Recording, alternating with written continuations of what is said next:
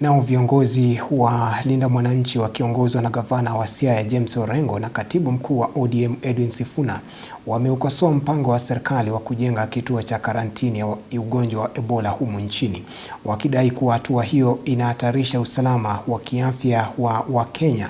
Wakizungumza wakati wa ziara yao kaunti ya Machakos, viongozi hao wameapa kuendelea kupigania haki za wananchi, wakibaini kuwa wataungana na viongozi wengine wa upinzani akiwemo kinara wa Wiper Kalonzo Musyoka kuhakikisha Rais Ruto hatarejea mamlakani baada ya uchaguzi mkuu wa mwaka wa 2027. Ifike saa 2 kama Ruto hajafika Sugoi, situtembee pamoja. Wangapi wanasema tuunde timu moja kubwa kupeleka ujamaa kabla ng'ombe zikabilia asubuhi ya kuwa Sugoi. Ukweli ambao watu wanaogopa kusikiza, leo ndio tutasema. Tuseme tusiseme? Tuseme tusiseme?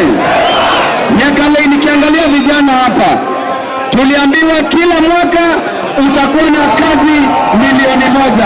Nani yako na kazi hapa? Nani yako na kazi pale? Nani yako na kazi kule? Kijana mgani yako na kazi pale? Wamama wetu wanaambiwa watapata kazi milioni 1 kila mwaka.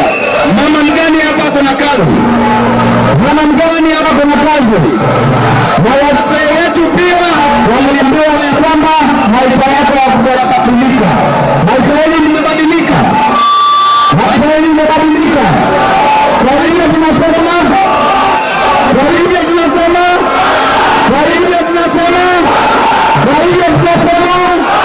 na pale nyuma pale kama naambia Kasongo ya kwamba ukituletea Ebola hapa Kenya hatutazika mtu yote kabla tukuzike wewe mwenyewe.